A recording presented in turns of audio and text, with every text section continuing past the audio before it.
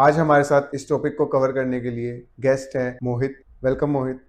Thank you Amit. Mohit जो है founder हैं केजीएमसी के। केजीएमसी एक मैनेजमेंट कंसल्टेंसी फर्म है जो कि startups, SME and corporate sector को एडवाइस करता है finance, accounting, MIS preparation, reporting के अंदर। मोहित, मैं किसी भी फाउंडर से मिलता हूँ या फिर किसी भी फाउंडर का मेरे से क्वेश्चन आता है, एक बड़ा ही हाइप टॉपिक है या फिर मैं बोलूंगा कि एक क्वेश्चन फाउंडर करता है कि मेरे को एमआईएस चाहिए। काफी ऐसे इनिशियल फाउंडर्स हैं जिनको एमआईएस के बारे में पता नहीं है। वो अपने जो फ्रेंड्स हैं जो काफी टाइम से बिजनेस में हैं उनसे ये वर्ड सुनते हैं। तो स्टार्टिंग विद दैट कि हम इसको बेसिक से कि एमआईएस होती क्या है और उसके एक्सटेंडेड वर्जन तक जाएंगे कि कैसे बनती है।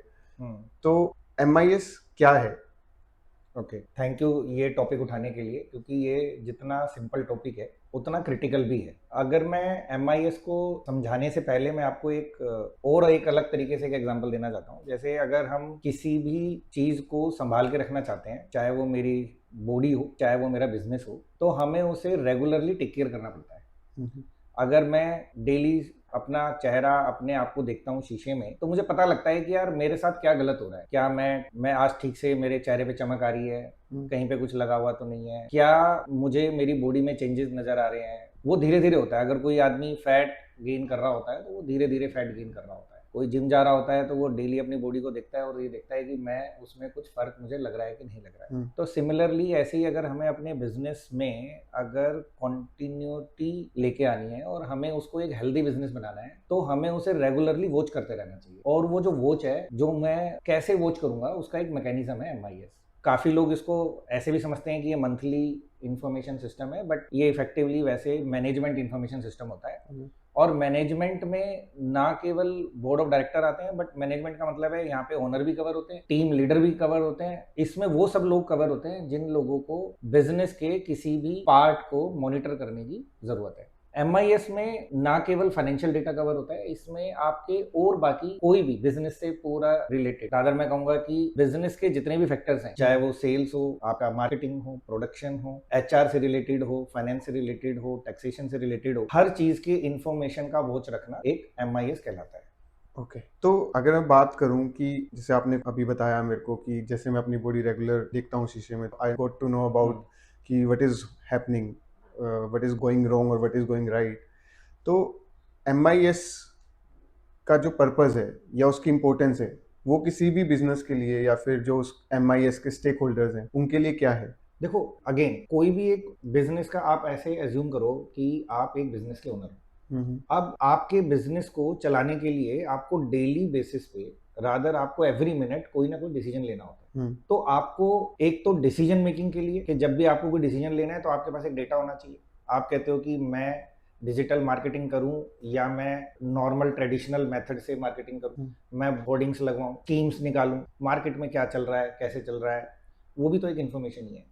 आपको ये डिसाइड करना है कि मेरे को एक मशीनरी नई लगानी है, मैं नई लगाऊं कि पुरानी लगाऊं, छोटी लगाऊं कि बड़ी लगाऊं। तो उसके डिसीजन को लेने के लिए भी आपको कुछ इन्फॉर्मेशन चाहिए। अगर आपको एक्सपेंशन करना है, आप कहते हो कि मैंने अभी अपना बिजनेस दिल्ली एनसीआर में सेटअप कर लिया, अब मुझे मुंबई की तरफ जाना है, या मुझे एक्सपेंशन करना है, तो मुझे ज्योग्राफिकली एक्सपेंशन करना है, जिसको अपन टेक्निकल टर्म में हॉरिजॉन्टल वर्टिकल एक्सपेंशन की बात करते थे। तो मैं ये कहना चाहता हूँ कि कोई भी डिसीजन मेकिंग में अगर इंफॉर्मेशन सिस्टम आपका अच्छा नहीं है, तो आपको अच्छे डिसीजन लेने में तकलीफ हो सकती है। तो बेटर डिसीजन के लिए this is one aspect. Another aspect is the control mechanism, कि जहां पे हमें लगता है कि किसी भी एरिया में मुझे ज्यादा कंट्रोल और आई वॉच की रिक्वायरमेंट है। फॉर एग्जाम्पल, जैसे मैंने बोला कि यार मेरे पास मल्टीपल रिटेल काउंटर्स हैं जहाँ पे मेरा डेली का कैश कलेक्शन भी होता है। अगर मैं एज ए बिजनेस ओनर या एज ए टीम लीडर, मुझे ये पता ही नहीं है कि डेली पे कितना कैश डिपॉजिट हुआ, कितना कलेक्शन हुई, कितना मैंने मेरे यहाँ पे मुझे उन लोगों ने डिपॉजिट करा दिया, कितना मैंने बैंक में डिपॉजिट करा दिया, कितने मेरे यूपीआई के थ्रू पेमेंट हुए, कितने मेरे पेटीएम से पेमेंट हुए, अगर मैं उनका डेली रिकंसिलेशन नहीं कर रहा हूँ, तो चांसेस हैं कि कोई मेरे टीम का मेंबर, कोई आउटसाइडर किसी भी तरीके से उसे लीकेजेस डाल सकता है, चोरी चकारी कर सकता है। तो उस तरीके के कंट्रोल मैकेनिज्म को डालने के लिए भी एमआईएस की जरूरत पड़ती है। तीसरा आ जाता है इसके अंदर कि जहां पे हम बोलते हैं गवर्नमेंट के कंप्लायंसेस और आपका कैश फ्लो। अब आपको बिजनेस चलाने के लिए सबसे बड़ा जो इम्पोर्टेंट फैक्टर है वो है कैश फ्लो। आपको अपने बिजनेस के कैश फ्लो के बारे में नहीं पता, आपको नहीं पता कि मुझे अगले दिन कितने पैसे चाहिए, कितने मेरे आने वाले हैं, तो आप बेटरली बिजनेस को मैनेज नहीं कर पाओगे। तो अगर मैं इसको सम अप करूं इस तरीके से कि एमआईएस की रिक्वायरमेंट क्या है, तो मुझे लगता है कि आप कोई भी बिजनेस से रिलेटेड डिसीजन लेते हो तो आपके पास वो इन्फॉर्मेशन होनी चाहिए ये डिसाइड करने के लिए कि वो जो मैं डिसीजन लेने जा रहा हूँ उसका बेस ये था, इस बेसिस के ऊपर मैंने ये डिसीजन लिया है, ताकि आप ये मॉनिटर भी कर सको और कंट्रोल भी कर सको कि अगर उसमें कुछ ऊपर नीचे करने की ज़रूरत है मेरे डिसीजन में, मेरे प्रोसेस में, मेरी स्ट्रेटेजी में, तो वो इंफॉर्मेशन सिस्टम ही है जो हमें इन सब चीज़ों में सपोर्ट करता है। राइट। सो अगर मैं बात करूं, जैसे आपने बोला कि मैं डिसीजन मेकिंग लूंगा, मैं कंट्रोल करूंगा, तो एक that should be giving me a sense कि MIS for different department different coverage कर रहा होगा। Correct. तो that leads me to my second next question कि मेरी कितनी टाइप की एमआईएस होती है? कोई स्टैंडर्ड एमआईएस है, कोई गवर्नमेंट के रूल्स हैं रिगार्डिंग एमआईएस, या फिर मैं industry specific business specific MIS की बात कर रहा होता हूँ? तो कितने तरीके की एमआईएस,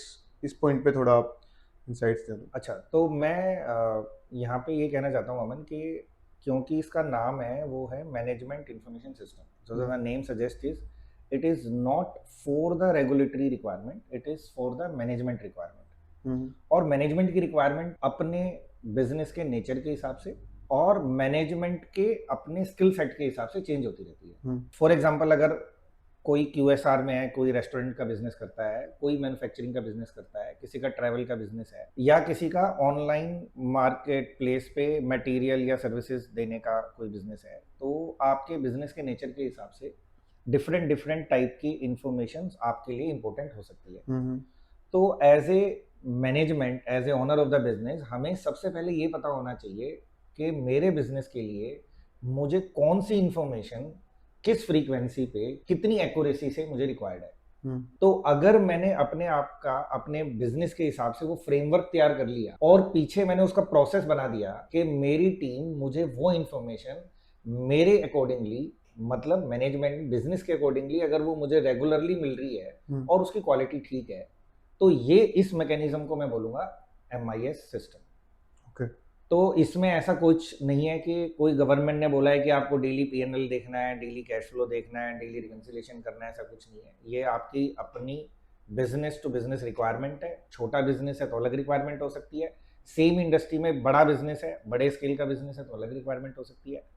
अगर आपका मल्टी जोग्राफिकल बिजनेस है तो डिफरेंट रिक्वायरमेंट हो सकती है। मैन पावर रिलेटेड बिजनेस है जहाँ पे आपके बिजनेस में बहुत ज़्यादा मैन पावर की इन्वॉल्वमेंट है तो आपके डिफरेंट तरीके से हो सकती है। आपके टेक्नोलॉजी ड्रीवन है तो आपकी अलग अलग एमआईएस हो सकती है। तो इट इज एमआईएस का कोई भी स्टैंडर्ड कोई फॉर्मेट नहीं है। लेकिन अगर आपको ये समझना है कि मेरे लिए एमआईएस कौन सी इंफॉर्मेशन मेरे लिए रेलिवेंट है, तो आपको इंडस्ट्री स्पेसिफिक लोगों से बात करके या फाउंडर से कनेक्ट करके या हम लोगों से या कंसल्टेंट से किसी से बात करके आपको ये समझ आ जाता है कि यार अगर एक इंडस्ट्री में इस तरीके से अगर आप ये केपीआईज को, जो कि की परफॉर्मेंस इंडिकेटर है, अगर आप वॉच करोगे तो आपको बेटर विजिबिलिटी मिलती रहेगी अपने बिजनेस की। तो जो केपीआईज है हमारे, जैसे कि अब केपीआईज जितनी मेरी understanding, there are lots of KPIs, and again जो इंडस्ट्री स्पेसिफिक है वो हम इस पॉडकास्ट में कवर नहीं कर पाएंगे बिकॉज वो काफ़ी बड़ी पॉडकास्ट हो जाएगी। लेकिन अगर मैं एज अ जनरल बात कर रहा हूँ, की मैट्रिक्स पता लग जाते हैं जो कि जनरली हर बिजनेस में आपको कवर करने ही चाहिए। एंड सेकेंड इज कि जैसे मैं एमआईएस बना रहा हूँ, मेरी डेली डिसीजन मेकिंग में भी काम करता है, बट प्रैक्टिकली अगर मैं जाता हूँ तो कुछ चीज़ें मेरे लिए पॉसिबल नहीं है कि मैं डेली ट्रैक कर पा रहा हूँ। उसके पीछे मेरी मैन पावर भी है, मेरी प्रोसेसेस भी हैं। फॉर एग्जांपल मेरे को पी&एल या कैश फ्लो देखना है, विच इज नॉट पॉसिबल कि मेरा डेली बन रहा है, right? So what are the key metrics should a business should have in MIS? And second is my frequency क्या होनी चाहिए उन, जैसे कुछ की मेट्रिक्स की, कि आप ये वाला की मेट्रिक है जो रेगुलर ट्रैक कर सकते हो, या इस एमआईएस को रेगुलर ट्रैक, इसको मंथली ट्रैक, उसमें। तो मैं जो समझ पा रहा हूँ अमन के आप इस चीज़ को काउंटर करना चाहते हो इस क्वेश्चन से कि अगर एक न्यू एज एंटरप्रेन्योर है या एक एसएमई सेक्टर का बंदा है, क्योंकि अगर मैं लार्ज स्केल की कंपनी की बात करूंगा तो उनके पास सिस्टम, टेक्नोलॉजी और मैनेजमेंट में सीएक्सओ लेवल पे काफ़ी टीम अवेलेबल होती है जिनको इन सब की समझ होती है कि वो कैसे करेंगे। आपके क्वेश्चन से मुझे समझ आया कि हम एक एसएमई और एक न्यू बिजनेस की बात कर रहे हैं जहाँ पे ये सब चीज़ें इवोल्व हो रही हैं और वो पहली बार या इनिशियल स्टेज में है उसको देखने के लिए। अगेन मैं यही बोलूँगा कि अगर आपको अपना MIS सिस्टम अगर अगर बनाना है और आप ये कहते हो कि मैं किसी से ये पूछूं कि यार मुझे क्या डेली देखना है, क्या मंथली देखना है, क्या फोर्टनाइटली देखना है, तो ऐसा ना कहीं आपको मिलेगा नहीं। आपको क्या करना चाहिए, आपको ये करना चाहिए कि आपको आपको पता होना चाहिए कि मेरी जो टीम है अभी, क्योंकि मुझे कॉस्ट बेनिफिट एनालिसिस भी देखना है। अगर मैं ये बोलूँ कि मैं छोटे बिजनेस में ERP लगाऊंगा तो ERP तो मतलब लैक्स में आता है, करोड़ों में आता है, वर्सेस अगर मैं टैली लगा रहा हूँ या जोहो लगा रहा हूँ तो मेरा कम पैसे में आता है। सिमिलरली मैं CFO रखूँ या नहीं रखूँ ये भी मेरा अपना एक डिसीजन है। तो मुझे कॉस्ट बेनिफिट एनालिसिस के हिसाब से अपनी रिक्वायरमेंट को मॉडिफाई करना पड़ता है। तो मैं ये नहीं कह सकता कि यार बेटर तो है कि मैं डेली PNL देखूं, लेकिन जैसा आपने बोला कि it is not practically possible. तो आपको एक फ्रीक्वेंसी रिजनेबली सेट करनी चाहिए। आइडियली हमें पूरे इंफॉर्मेशन सिस्टम को 2 या 3 बकेट में बांट देना चाहिए। पहला कि जहां पे हम बोलें कि यार ये डेली इंफॉर्मेशन आनी चाहिए मेरे पास, तो ये जो डेली इंफॉर्मेशन है वो मुझे डिफरेंट ऑफ द डिपार्टमेंट से आ रही है, डिफरेंट तरीके के फॉर्मेट्स में भी आ सकती है, तो मेरा वो डेली इंफॉर्मेशन हो गया। कुछ इन्फॉर्मेशन हो सकती है कि जिसको मैं वीकली ट्रैक कर रहा हूँ। मैं बोलता हूँ कि यार मुझे डेली ट्रैक करने की रिक्वायरमेंट नहीं है, लेकिन अगर इसमें वीकली भी कर लूंगा तो भी मेरा काम हो जाएगा, तो मुझे उस बकेट में डालना चाहिए। फिर आना चाहिए मेरा मंथली और कुछ आना चाहिए क्वार्टरली। अगर मैं हेल्दी मैनेजमेंट इंफॉर्मेशन सिस्टम की बात करूँ तो कोई भी इंफॉर्मेशन का फ्रीक्वेंसी 1 महीने से ज्यादा की नहीं होनी चाहिए। जनरली अगर आप 1 महीने में एक तरह की इंफॉर्मेशन को एक बार गो थ्रू कर लेते हो तो आई थिंक वो मेरे हिसाब से सफिशिएंट है। आई गेस हम यहाँ पे अगर थोड़ा सा किसी एक सेक्टर को पकड़े तो हम बेटर एग्जांपल दे पाएंगे। फॉर एग्जांपल मैं QSR पकड़ लेता हूँ कि मेरा QSR क्विक सर्विस रेस्टोरेंट जो है, वहाँ पे उस बिजनेस को अंडरस्टैंड करते हुए अगर एक जो मेरा QSR है जो 7, 8 या 15 आउटलेट जिसके पास है, उसको डेली क्या मैट्रिक्स फॉलो करने चाहिए थ्रू MIS, वीकली या फिर फोर्टनाइटली और मंथली? तो बहुत ही सिंपल और एज ए लेमैन लैंग्वेज में आपको बता सकता हूँ कि सबसे पहले तो अगर मेरे 10 या 12 रेस्टोरेंट हैं तो मुझे सबसे पहले तो, क्योंकि अगर उसमें कैश की कलेक्शन रहती है उस पर्टिकुलर बिजनेस में, तो मुझे सबसे पहले ये समझना चाहिए कि यार मेरा जो डेली का कैश कलेक्शन हो रहा है उसमें कोई लीकेज तो नहीं है, और उसका कलेक्शन का जो प्रोसेस है वो प्रोसेस मेरा ठीक है, और उस प्रोसेस के हिसाब से जो मेरे डेली की कलेक्शन आ रही है वो कितनी आ रही है। डेली का मेरा अगर कोई कैश पे आउट हो रहा है जहाँ पे हम अपने डेली वेजिटेबल्स को पेमेंट करते हैं जो कि बिल्कुल फ्रेश आपको लानी पड़ती है, बेकरी आइटम्स आपको खरीदनी पड़ती हैं, डेयरी आइटम्स खरीदनी पड़ती हैं, तो इन आइटम्स के लिए जनरली कैश में पेमेंट हो रही होती है या पैटी कैश के थ्रू कुछ पेमेंट हो रही होती है, आप डेबिट कार्ड से, क्रेडिट कार्ड से उनसे पेमेंट कर रहे होते हो। तो आपको रूटीन में ये जरूर पता होना चाहिए किसी भी बिजनेस के लिए कि डेली कैश इनफ्लो आउटफ्लो क्या हो रहा है, और मेरे पास डेली का कैश में बैंक भी इन्वॉल्व हो गया, कैश भी इन्वॉल्व हो गया। तो डजंट मीन कि only cash means the liquidity, कि मेरा बैंक में और कैश का बैलेंस क्या चल रहा है। सबसे पहले तो ये वाली इंफॉर्मेशन होनी चाहिए। दूसरी चीज हम ट्रैक कर सकते हैं ऑन अ डेली बेसिस, कर सकते हैं ऑन अ वीकली बेसिस, कर सकते हैं कि मेरे रेवेन्यू का मेरा उसका ट्रेंड क्या चल रहा है, मेरा कौन सा आउटलेट अच्छा परफॉर्म कर रहा है, कौन सा आउटलेट अच्छे से परफॉर्म नहीं कर पा रहा है, किस तरीके की ऑडियंस मेरे पास रेगुलर आ रही है, कौन सा प्रोडक्ट मेरा ज्यादा बिक रहा है, तो उससे मुझे हेल्प मिलेगी कि मेरा अपना मेन्यू चेंज करने में मुझे हेल्प मिलेगी। तो उस तरीके की इन्फॉर्मेशन को आप अपने हिसाब से क्यूरेट कर सकते हो। सबसे लास्ट में आता है कि जहाँ पे हम बोलते हैं P&L और बैलेंस शीट, तो आपको अपना एक P&L ट्रैकिंग तो मंथ ऑन मंथ बेसिस पे करनी चाहिए। P&L ट्रैकिंग में भी अगेन आपका अगला क्वेश्चन आने वाला है, उससे पहले मैं बता ही दूं P&L में क्या होता है कि कुछ लोग जो हम जनरली पढ़ते आ रहे हैं तो उसमें करते हैं कि आपका एक रेवेन्यू आ गया और मैंने बोला मेरा ग्रॉस प्रॉफिट कितना है और मेरा प्रॉफिट आफ्टर टैक्स कितना है, तो जनरली हम ये 3 चीजें ट्रैक करते हैं। लेकिन अगर मैं बिजनेस को और थोड़ा ड्रिल डाउन करूं तो मुझे समझने की जरूरत है कि यार मेरी जो फूड कॉस्ट है वो मेरी कितनी आ रही है। तो मेरा एक स्टैंडर्ड होता है इंडस्ट्री में, हर इंडस्ट्री का होता है कि जहाँ पे मैं बोलता हूँ कि यार मेरी फूड कॉस्ट इस परसेंटेज से कम या ज्यादा नहीं होनी चाहिए। कम करोगे तो आपकी क्वालिटी हैम्पर करेगी, ज्यादा करोगे तो आप प्रॉफिट नहीं बना पाओगे। सिमिलरली मेरे मार्केटिंग का एक्सपेंस कितना है, तो मेरा मार्केटिंग का जो एक्सपेंस है वर्सेस जो मेरा रेवेन्यू का जो रेशियो है वो ठीक मैच कर रहा है क्या। सिमिलरली मेरी जो यूटिलिटी कॉस्ट है, किचन की कॉस्ट है, अदर पैकिंग मटेरियल की कॉस्ट है, उस तरीके की कॉस्ट को मुझे मंथ में कम से कम एक बार ट्रैक करना चाहिए। और मुझे समझना चाहिए कि मेरा जो क्वालिटी प्रोडक्ट है जिसको मैं बोल रहा हूँ कि मैं एक एक्स प्राइस पे बेच रहा हूँ, उस पर मैं इतने रुपए का मटेरियल लगा रहा हूँ, क्योंकि एवरी मंथ कुछ ना कुछ इन्फ्लेशन का इम्पैक्ट आ रहा होता है। तो आपको ये डिसीजन लेना पड़ता है कि यार मुझे क्वालिटी भी इंटैक्ट रखनी है और मेरे को प्रॉफिट भी इंटैक्ट रखना है कि लगभग सेम सही चलता रहे, तो मुझे कितने प्राइस और बढ़ाने हैं। तो इन सब चीज़ों को आपको ट्रैक करते रहना चाहिए ताकि आप So क्वालिटी प्रोडक्ट और रिजनेबल प्राइस पे आप दे सकें। सो बेसिकली MIS जो मेरा बन रहा है वो collection of historical data, then it's a process and the final result जो ओनर को मिलता है, on the basis of that result owner can decide the future decision of the business, जहाँ पे वो प्राइस सेट कर रहा होगा अपने आगे, further long term strategy, short term strategy वो बनेगा। इसमें जो मेरा ऑपरेशनल डेटा है और जो फाइनेंशियल डेटा है, मैं उन दोनों को मर्ज करके चलता हूँ। करेक्ट, ये रहेगा इसमें। Correct, correct. So related to this only, एक मेरे फाइनेंशियल स्टेटमेंट होते हैं जो कि ऑडिटेड फाइनेंशियल स्टेटमेंट है, जो मैं AS के अकॉर्डिंग बनाता हूँ। How this is different from MIS, like because that is also containing the information, sale, ये वाला परचेज एंड क्वेश्चन बहुत एवरीथिंग। बार आता है और मैक्सिमम बिजनेस ओनर्स ये पूछते हैं कि यार मेरी बैलेंस शीट बन तो रही है, मेरा ऑडिटर आते हैं और एवरी ईयर तो हम फाइल करते हैं, गवर्नमेंट को भी जाता है, उसमें भी P&L होता है, उसमें भी बैलेंस शीट होती है। लेकिन यहाँ पे जो मैं MIS की बात कर रहा हूँ वो मैं मैनेजमेंट के पॉइंट ऑफ व्यू से कर रहा हूँ कि मेरे बिजनेस को क्या जरूरत है। देख फॉर एग्जांपल मेरे को देखना है मंथ ऑन मंथ बेसिस पे कि मेरा कंट्रीब्यूशन मार्जिन 1 क्या आ रहा है, मेरा कंट्रीब्यूशन मार्जिन 2 क्या आ रहा है, मेरा ग्रॉस प्रॉफिट क्या आ रहा है, मेरा पैट क्या आ रहा है, मेरी इंटरेस्ट और फाइनेंस की कॉस्ट कितनी पड़ रही है। ठीक है, अभी जैसे मैंने बोला आपको कि मेरी फूड कॉस्ट कितनी पड़ रही है, पर कस्टमर एक्विजिशन कॉस्ट क्या आ रहा है, मेरा मार्केटिंग से कितना इम्पैक्ट आ रहा है मेरी सेल्स को। अगर मुझे ये चीजें ट्रैक करनी है तो मेरा फाइनेंशियल स्टेटमेंट मुझे नहीं बताता। अगर मैं ये कहूँ आपको रादर और बेटर वे में कि आप ये कहते हो कि जिस फॉर्मेट में मैं फाइनेंशियल स्टेटमेंट बनाता हूँ, अगर मैं उसी फॉर्मेट में मंथली फाइनेंशियल स्टेटमेंट बना दूं तो क्या मेरा पर्पस सोल्व होता है? तो मेरा आंसर होगा नहीं।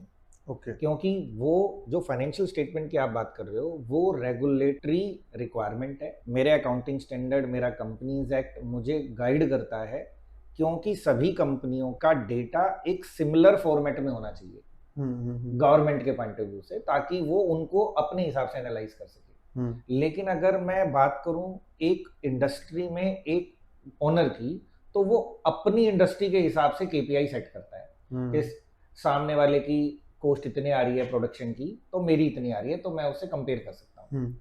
लेकिन उसके बाद आता है कि मेरी ही कंपनी में, तो मेरी कंपनी में क्या आ रहा है वो तो मेरा इंफॉर्मेशन सिस्टम मुझे बताएगा। तो मेरे को उस फाइनेंशियल स्टेटमेंट में और इस इंफॉर्मेशन सिस्टम में तो बहुत ज्यादा अंतर है, दिन रात का अंतर है, और उनका ऑब्जेक्टिव भी अलग अलग है। मतलब हमें उन दोनों को मिक्सअप नहीं करना चाहिए। ओके, क्योंकि जहाँ तक मेरा इंटरेक्शन हुआ है फाउंडर्स के साथ, तो इनिशियल थॉट वही होता है कि मेरे टैली में P&L बन गया, मैंने वो रिव्यू कर लिया, तो that is sufficient. So you are saying that काफ़ी बड़ा गैप है यहाँ पे बिटवीन MIS और उसमें फाइनेंशियल स्टेटमेंट में। MIS help us to take more better decision than any P&L from Tally, from Zoho and this.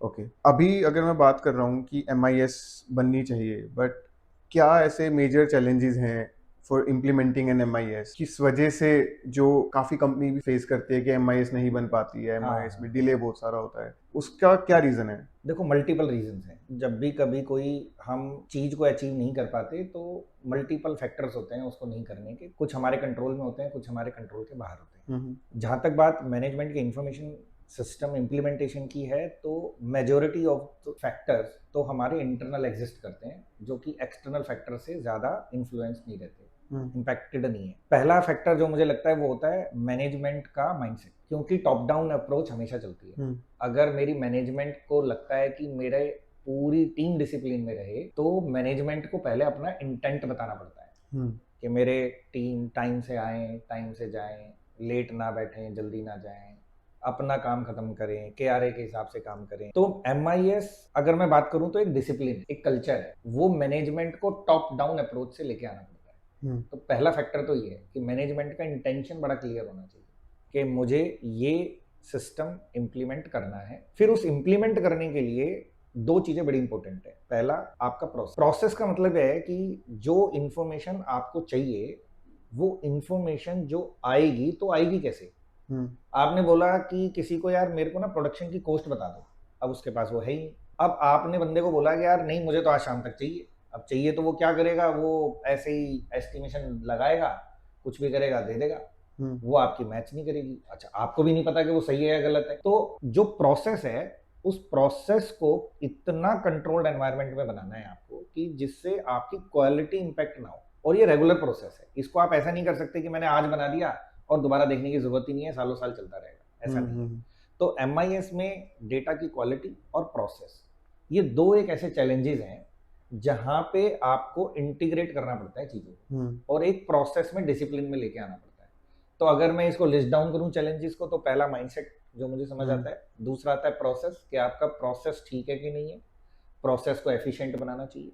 तीसरा फैक्टर आता है जहां पे मैन पावर का, जो आपकी टीम है, अगेन डिसिप्लिन में रहना, और उसको पता होना कि हाँ नहीं ये भी एक काम है। कई बार क्या होता है, हमने अपनी फर्म में, अपनी ऑर्गेनाइजेशन में भी और बाकी बहुत ही क्लोज फ्रेंड्स में देखा है कि मेरे को एज ए मैनेजमेंट एक इन्फॉर्मेशन देखनी है जो मैं अपनी टीम से मांग रहा हूँ। अब मेरी टीम उसके साथ अलाइंड ही नहीं है कि इसको इन्फॉर्मेशन क्यों चाहिए। उनको लगता है कि यार ये तो बुढ़ऊ ना पागल हो गया, और इसको तो ना डेली का डेली चाहिए, मुझे कैश का बैलेंस बता दो। अरे क्या कर देगा, कोई बढ़ थोड़ी जाएगा, है तो उतना ही। लेकिन उसको ये नहीं पता कि यार उसको क्यों चाहिए। तो हमें अपनी टीम में ये इंफॉर्मेशन भी फ्लो करनी चाहिए कि what is the objective of taking this information from your side to me. जब तक मेरी टीम अलाइनमेंट नहीं है, तब तक मेरी इंफॉर्मेशन का कोई लॉजिक नहीं है, क्योंकि जब तक वो अलाइन नहीं होगा, वो अच्छे से उस पर काम नहीं करेगा। क्योंकि आप तो उसकी इंफॉर्मेशन पे रिलाई करके कोई डिसीजन ले रहे हो, और आपको पता लग रहा है कि उसका वो दिल ही नहीं लग रहा था एमआईएस देने में, तो वो उतना ध्यान से नहीं बनाएगा। तो ये तीसरा चैलेंज है जहां पे मैं बोल रहा हूँ alignment with the team. Okay, आपको गोल सेट करना चाहिए, ऑब्जेक्टिव सेट करने चाहिए कि हम क्यों मांग रहे हैं, कैसे मांग रहे हैं। दो, उसमें आपके लेवल के हिसाब से आप इंफॉर्मेशन पास ऑन करोगे, लेकिन ये कहीं ना कहीं मैसेज जाना चाहिए। So you're saying that MIS although is for management, but जो मेरा टीम है, जो कर रही है उसको, they also need to be trained कि what is the importance of MIS, why that is being needed, and उसके बनाने के लिए या वो कितनी प्रायोरिटाइज है, वो उनको समझाना जरूरी है। करेक्ट। तो that is major थिंग जहाँ तो पे आप चैलेंज इसमें इम्प्लीमेंटेशन यही की बात आता है कर रहे हो। कि अगर मेरा माइंडसेट ठीक है, पहले तो मेरा माइंडसेट ही नहीं है, मैं बोल रहा हूँ कि नहीं यार किसी ने मुझे बोला है मुझे तो एमआईएस चाहिए, तो मुझे देते रहो, क्या दे दो, कब दे दो, क्यों दे दो, अगर ये मुझे पता ही नहीं है, तो वो भी एक चैलेंज है। तो सबसे पहले माइंडसेट चेंज आपको करना पड़ेगा। दूसरा, आपको प्रोसेस भी डालने पड़ेंगे। आप ये नहीं कह सकते कि मैंने एक बंदा रख दिया, मैन पावर रख दी और वही करता रहेगा जी, उसे उसे सब कुछ आता है। Your involvement, regular involvement is challenging part, जो कि जनरली ये चैलेंज में आता है जो आप पूछ रहे थे क्या चैलेंज है। तीसरा आता है मेरी alignment with the man power. फिर चौथा चैलेंज आता है टेक्नोलॉजी, कि जहाँ पे आप प्रॉपर टेक्नोलॉजी, आप इफेक्टिव टूल्स अगर नहीं डाल रहे हो तो आपकी कॉस्ट बहुत बढ़ जाती है, जिसकी वजह से आपका इंटरेस्ट कम हो जाता है उस इंफॉर्मेशन को ऑन अ रेगुलर बेसिस पे लेने का, ट्रैक करने का। तो आपको वो बीच में हार्मनी क्रिएट करनी पड़ती है कि मेरी कॉस्ट भी ज़्यादा ना लगे और मेरे को इन्फॉर्मेशन भी प्रॉपर मिलती है। तो जैसे आपने कहा कि अगर मेरा माइंडसेट ठीक है, मेरा टीम डिसिप्लिन है, या मेरे प्रोसेसेस ठीक हैं, फिर भी जैसे end user as a management, as a founder of a company, मेरे को हर चीज़ देखने का टाइम नहीं मिलता। जनरली मेरी टीम काम कर रही होती है, तो as a last person who is looking at the MIS or taking the decision, how can I ensure that MIS is fine, the numbers and the quality of MIS is fine? मैं अपने इस level पे जाके उस कैसे एक confidence लेके आऊँ उसमें? देखो, अगेन मैं बोल रहा हूँ कि ये जो कॉन्फिडेंस है, ये आपको मिलेगा आपकी प्रोसेस से और आपके डेटा की क्वालिटी से। अगर आपका system of recording the information, देखो एमआईएस बनेगी कैसे, एमआईएस बनेगी डेटा के बेस पे। और डेटा क्या है, डेटा है जितनी भी आपकी ट्रांजेक्शन्स हो रही हैं उनका एक जगह पे रेगुलर बेसिस के ऊपर स्टोर होना। अगर उसकी क्वालिटी ही खराब है, आप रेगुलर कर ही नहीं रहे हो, स्टोरेज ही नहीं कर रहे हो, और अगर कर भी रहे हो तो गलत तरीके से कर रहे हो, वो आपको डालना कहीं और चाहिए था, डाल कहीं और दिया, तो आपका मतलब गार्बेज इन गार्बेज आउट वाला मैटर है। तो अगर आप as a owner, as a management, अगर आप ये इंश्योर कर लेते हो कि मेरा प्रोसेस ठीक है, तो मैं आपको गारंटी दे सकता हूँ कि आपकी एमआईएस भी ठीक ही होगी। ये वे भी हो सकता है कि जब मैं MIS के नंबर्स देख रहा हूँ, जो कि एक ओनर के पास कंप्लीट बिजनेस का सेंस होता है कि मेरा एवरेज कॉस्ट इतना होगा, मेरा एवरेज सेल इतना होगा, तो I can question my team कि यहाँ पे ये नंबर क्यों आ रहा है, तो I can find out on दो स्पेसिफिक थिंग्स कि मेरा ये सब ठीक दिख रहा है, तो आप इसके ऊपर मेरे को ड्रिल डाउन करके आप मेरे को समझा दो, या फिर मैं इसको ऐसे देखूं कि रिवेन्यू या कुछ मेरे जो की फैक्टर्स हैं मैं उनको एकदम ड्रिल डाउन करके एक बार देख लेता हूँ, तो मेरे तो I can get confidence out of it. हाँ, तो इसको मैं इस तरीके से भी, आप जो कह रहे हो बिल्कुल ठीक कह रहे हो, मैं इसको दूसरी तरीके से कह सकता हूँ कि आप ये कह रहे हो कि मुझे कैसे पता चलेगा कि अगर मान लो उन्होंने जो नंबर दिया, मेरे दिमाग में कोई नंबर है, वो आपस में तो सिंकेज होनी चाहिए। तो मैं यहाँ पे ये बोलूँगा कि जो भी इंफॉर्मेशन आ रही है वो मल्टी डिपार्टमेंट्स हैं, उसके साथ इंटरलिंक्ड होनी चाहिए। फॉर एग्जाम्पल मैंने बोला कि मैं ऑनलाइन प्रोडक्ट बेच, तो मेरा एक डिपार्टमेंट है जो मेरा ऑर्डर मैनेजमेंट देखता है, कहाँ से ऑर्डर आए, कहाँ गए, वो सब दिखता है। और मेरी एक अकाउंट्स टीम है जो मुझे रेवेन्यू बुक करती है, वो हो सकता है डेली करे, हो सकता है मंथली करे, हो सकता है वीकली करे, उसका एक मैकेनिज्म अलग हो सकता है। अब जब मैं मैनेजमेंट को इन्फॉर्मेशन दे रहा हूँ तो मैं ये नहीं कह सकता कि सर देखो बुक्स में तो ये आ रहा है और मेरी जो प्रोडक्ट की टीम है जो ऑर्डर मैनेजमेंट कर रही है उसके हिसाब से सेल अलग है, मुझे उसके बारे में पता नहीं। अब वो बोलेगा ऑर्डर मैनेजमेंट वाला कि सर देखो मेरी सेल हो गई एक्स, फाइनेंस वाला बोलेगा एक्स प्लस वाई या एक्स माइनस वाई कुछ बोलेगा, तो मैनेजमेंट को लगेगा यार ये क्या हो रहा है, तो मतलब मेरी इन्फॉर्मेशन में कोई सिंकेज ही नहीं। आपका प्रोसेस ऐसा होना चाहिए जो हर डिपार्टमेंट को इंटरलिंक करे, सिंकेज करे और एक दूसरे को चेक करे कि यार अगर उन दोनों में कोई गैप है, इफेक्टिवली तो होना नहीं चाहिए, जो कि लीगल या टाइमली डिफरेंस की वजह से आ रहा है तो उसका रिको बनना चाहिए। और अगर वो डिफरेंस नहीं होना चाहिए ड्यू टू एनी रीजन, तो फिर आप आपस के डेटा को चेक करो कि भाई आपकी तरफ गलती है, उनकी तरफ गलती है। जब दोनों का डेटा मैच हो गया तो एज ए मैनेजमेंट को ये कॉन्फिडेंस हो गया कि मेरा डेटा गलत नहीं। तो ये इंश्योर करने का एक बेटर मैकेनिज्म है कि आप पूरे डिपार्टमेंट को सिंकेज करो और एक डिपार्टमेंट का डेटा दूसरे डिपार्टमेंट के उसी डेटा को मैच कर रहा हो। But Mohit, it's easy to say. For example, one department is my purchase department, one is finance department, similarly an HR department. इन सबको इतना connected रखना, because you know the process owner have different attitude, have good their position, they are head of their position.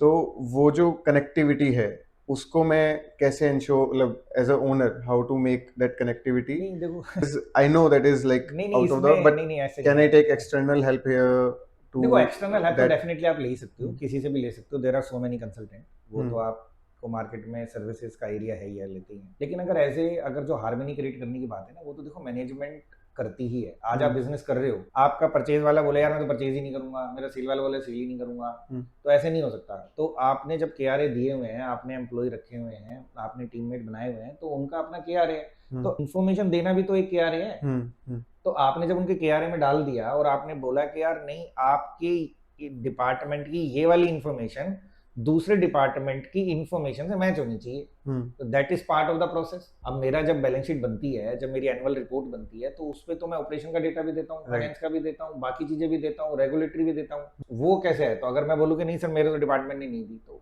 वो नहीं चलता है। तो ये ensure करना कि मेरे डिपार्टमेंट सिंक्रोनाइज्ड है, वो हमारी ही ड्यूटी है। डेफिनेटली कंसल्टेंट आपकी हेल्प करते हैं काफ़ी, इसमें आपको मार्केट में मिल भी जाएंगे और हम लोग भी करते हैं। तो बट ये माइंडसेट का और प्रोसेस का तो गेम है ही। सो अभी जो मतलब अराउंड, जैसे मैंने काफ़ी अच्छी अंडरस्टैंडिंग मेरे को MIS की हुई, क्या होता है, क्या चैलेंजेस होते हैं अभी।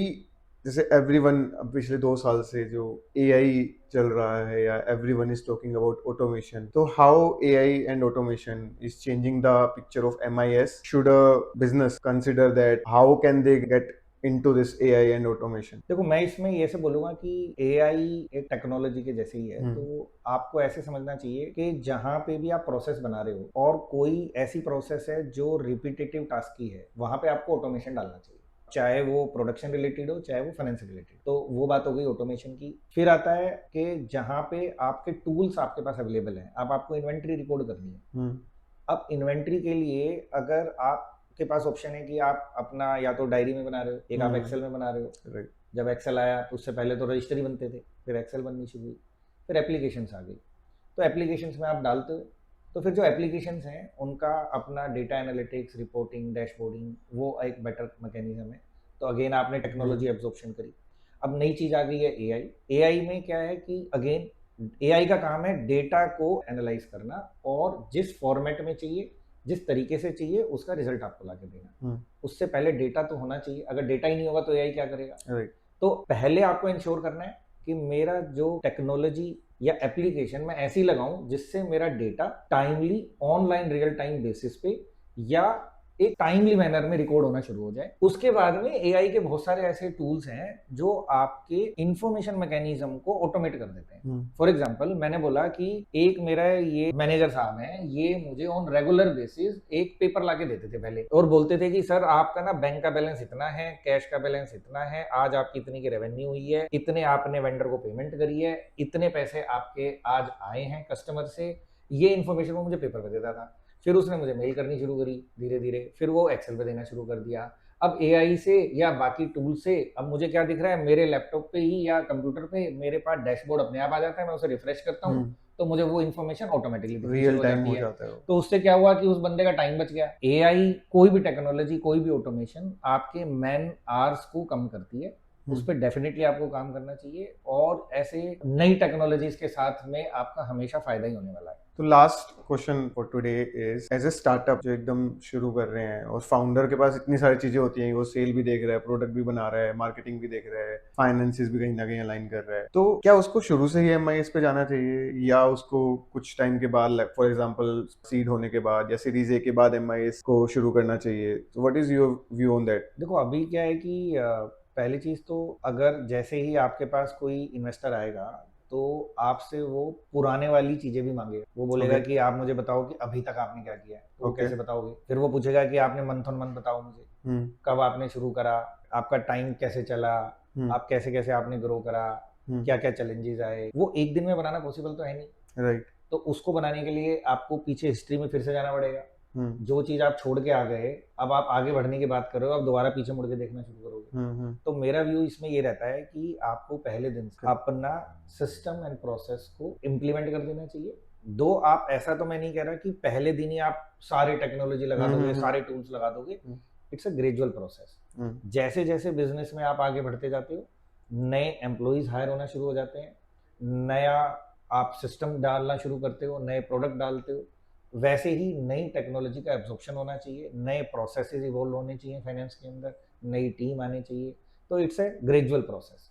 बट पहले दिन से माइंडसेट क्लियर होना चाहिए कि मेरे को ये करना है। तो मेरा cost versus benefit of the MIS वो मुझे हमेशा अलाइन करके रखना है। ऐसा नहीं हो कि मैं पहले दिन से इतनी कोस्ट लगा दूं सिर्फ रिपोर्टिंग के लिए, मेरा पूरा बिजनेस ही उसकी वजह से लॉस में जा रहा है, या मेरा बहुत बड़ा टाइम उसको मैनेज करने में लग गया बजाय पहले मैं बिजनेस। तो बिजनेस को पहले देखना चाहिए, इसमें कोई डाउट नहीं है। सिस्टम को धीरे धीरे माइंड सेट ऐसा होना चाहिए कि मुझे सिस्टम ऐसा बनाना है, मेरा जितने भी लोग काम कर रहे हैं उनका इस इंफॉर्मेशन सिस्टम में पूरी प्रोसेस में टाइम ज्यादा वेस्ट नहीं होना चाहिए।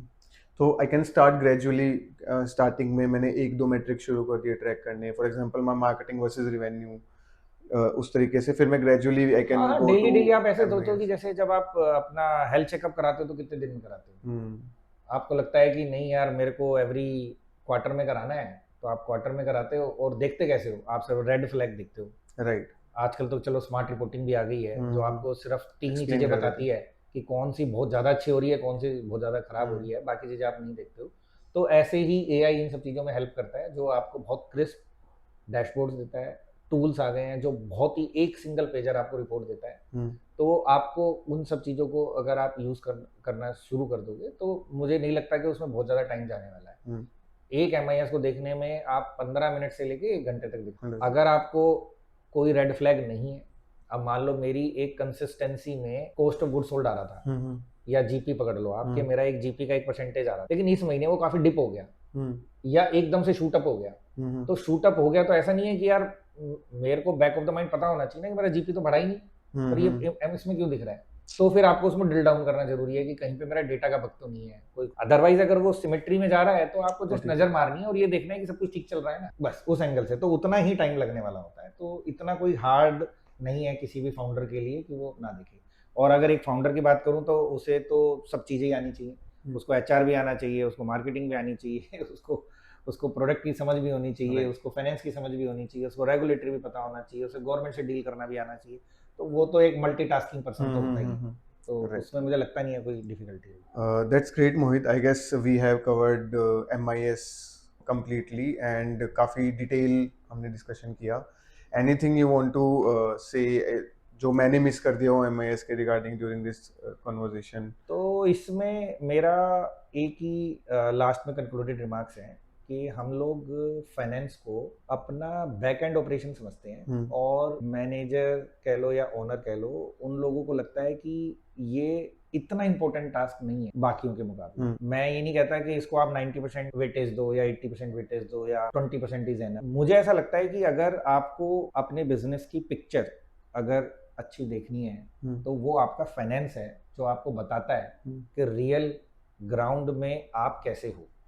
आप में अगर कोई प्रॉब्लम है तो वो भी फाइनेंस ही बताता है। जो डायग्नोस्टिक रिपोर्ट होती है जहाँ पे आपको पता लगता है कि यार मेरे इसमें ये पर्टिकुलर चीजें की वजह से डेफिशिएंसी हो रही है। अब उस पे आप रूट कोज एनालिसिस करके आपकी नींद की वजह से प्रॉब्लम हो रही है या पानी कम पी रहे हो। सिमिलरली फाइनेंस में भी है, फाइनेंस आपको बताता है कि आपको ना ये प्रॉब्लम है, आपका कैश फ्लो दिक्कत कर रहा है, आप नेगेटिव में जा रहे हो, आपका एबिटा ठीक नहीं आ रहा, आपका ये ठीक नहीं आ रहा, आप अननेसेसरी गए वहां पे जहाँ पे आप टैक्स को एफिशिएंट कर सकते थे, आप वो नहीं कर रहे। तो आपको अगर वो चीजें नहीं पता लग रही हैं तो डेफिनेटली आपका लॉस ही होगा। तो जहाँ पे मैं ये चाहता हूँ कि जो मैनेजमेंट है या ओनर है उनको फाइनेंस के बारे में कम से कम इतना जरूर लगे कि यार वो एक बहुत इंपॉर्टेंट एस्पेक्ट है मेरे बिजनेस का जो मुझे ये चीजें बता रहा है।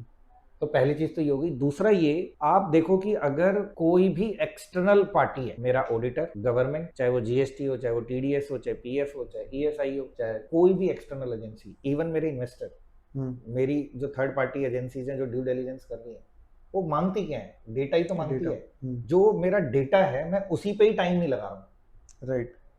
डेटा की क्वालिटी पे ही टाइम नहीं लगा, और अगर कोई मुझसे कुछ मांगेगा तो उसी से ही मुझे निकाल के देना है।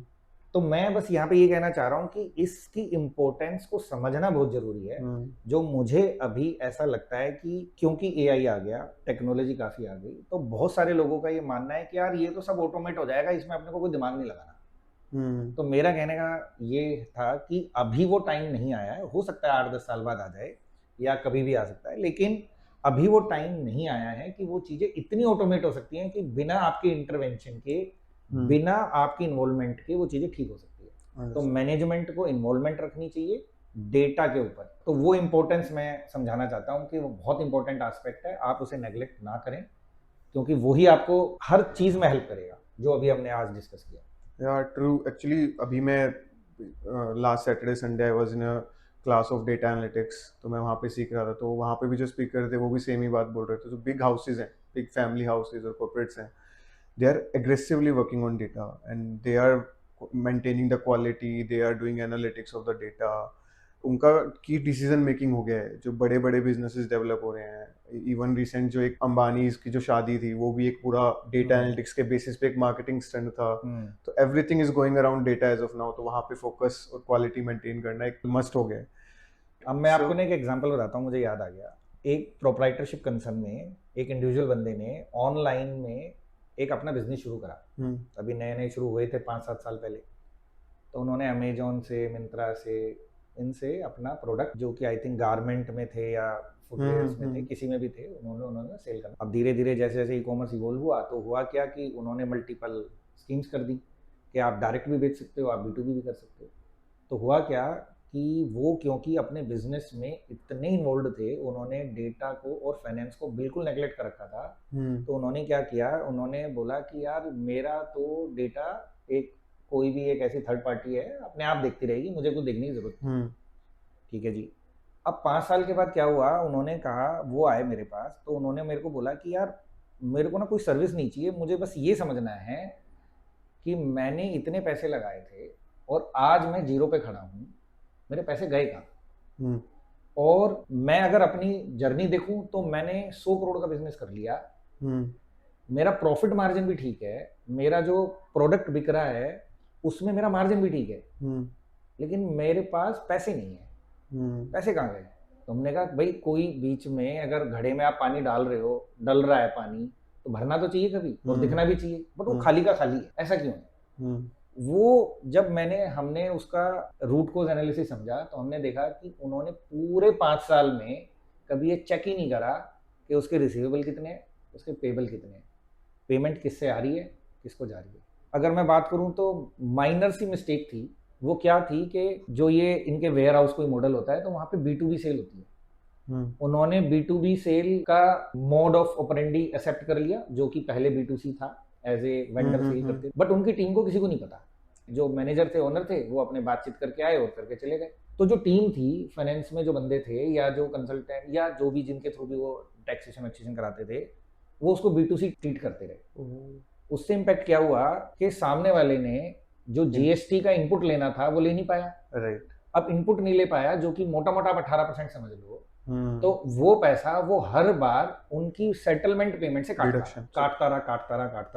And no one was tracking. और नो वन वाज ट्रैकिंग।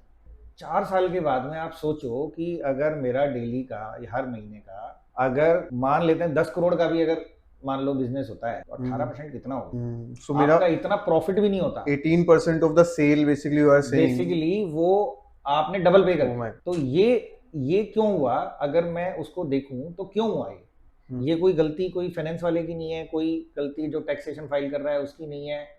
अगर मैं कलेक्टिवली देखूं तो ये गलती है नेग्लिजेंस। हर बंदे से नेग्लिजेंस हो रही है, लेकिन भुगतना किसको पड़ रहा है? फाउंडर को या फिर ओनर को।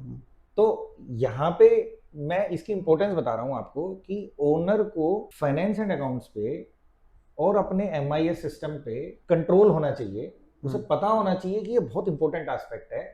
इससे बिजनेस की हेल्थ का पता चलता रहेगा आपको। अगर वो एवरी मंथ नहीं तो क्वार्टर में भी देख लेते तो भी उनको पता चल जाता। तो ये मैं आपको एक इंपॉर्टेंस का लाइव एग्जांपल दिखा रहा हूँ। अंडरस्टूड। सो आई गेस हमने MIS के टॉपिक को काफ़ी डीपली कवर किया है इस पॉडकास्ट में, और आपको भी काफ़ी अंडरस्टैंडिंग आई होगी, और आई होप आपको ये पॉडकास्ट पसंद आए। So if you like that podcast please share, comment. अगर आपका कोई भी क्वेश्चन है related to MIS, so you can ask in the comment section, or you can reach out to us on LinkedIn and you can direct DM us also. Rather किसी को भी अगर कोई प्रॉब्लम है रिलेटेड टू प्रोसेस, कोई improvement करना है, कोई प्रॉब्लम फेस कर रहा है, तो हो सकता है कि हम लोग उसको किसी तरीके से हेल्प कर सकें। मतलब ऐसा नहीं है कि सिर्फ MIS पर से है। आपके बिजनेस में कहीं पे भी अगर आपको कोई हेल्प की जरूरत हो तो हम हेल्प है करने के लिए। एंड आप कनेक्टेड रहिए इस यूट्यूब पेज से। हम ऐसे ही टॉपिक जो जनरली कवर नहीं होते हैं around the social media, for example adjusted EBITDA is a thing, मेरा P&L CM1 CM2 जो हम अभी टर्म यूज़ कर रहे थे, हम उस पर भी एक कवरेज लेके आएंगे। तो आप कनेक्टेड रहिए। आप whole channel is for business related reportings and all. So thank you very much for listening us, and thank you Mohit for Thank you, joining. Aman. Thank you.